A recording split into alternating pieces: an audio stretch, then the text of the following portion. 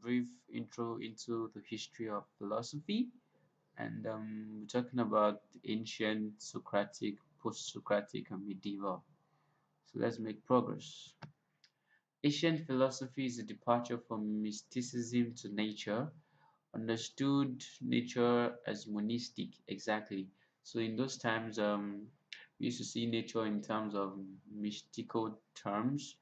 Was concerned with cosmology. Who knows what cosmology is, by the way? Hmm.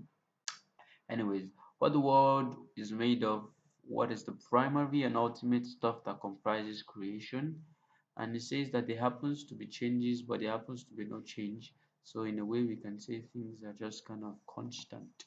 So ancient philosophy really is kind of like very unclear, and let's move on. Find out some things. Wow, look at this. We have Thales postulating that water is the ultimate substance in all creation. He says it exists in three forms: gas, liquid, and solid. Very true. Actually, according to Thales, that's very true.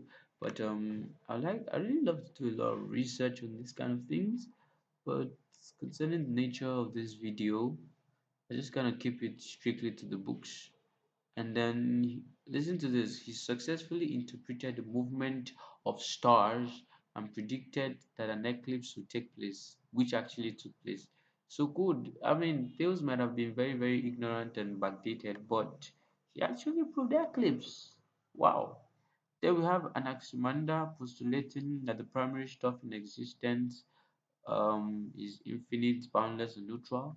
He says it's not water, according to Thales, but Anaximander is saying that the primary stuff in non-existence is boundless. Wow. Okay. Now let's move on. Anaximenes. Oh, before I move, Anaximander also says that the world is cylindrical in shape. Hmm.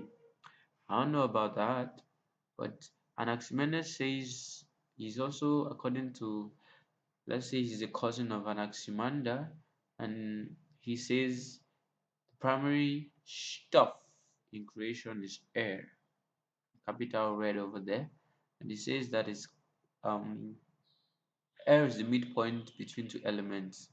And then there was also something I read about Anaximenes. He says that when there is condensed, when air is condensed and when air is light.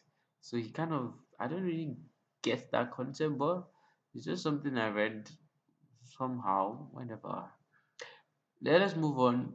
One thing I want to say is philosophy is not something you should carry overbearing.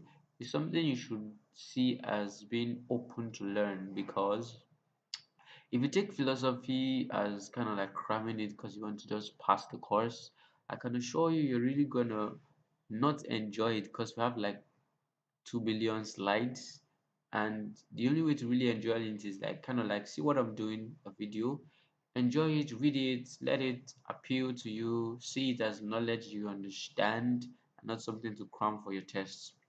All right, so let's move on to Heraclitus. He's saying that fire is the primary source of all things, and that death, okay, everything should return back from one form to another through fire. And he says that nature is in constant change. Change is something that Parmenides was against. Yes, exactly. Look at it. He says, okay, so Heraclitus and Parmenides, H and P, we have HP laptops, but Heraclitus and Parmenides do not agree.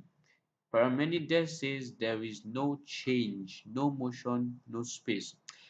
He says that change is an illusion of the mind. He says that a thing is either being or not being or not becoming. So he says there's nothing like, okay, there is a process, there is something happening. No, he says it's either this thing is or not. It is either there is food in calf or not. Actually, well, there's always food in calf, some to say, but yeah, it's either your attendance is up to 75% or not. There is nothing like change. There is nothing like change. But Heraclitus is saying, come on, fire changes things from one form to another.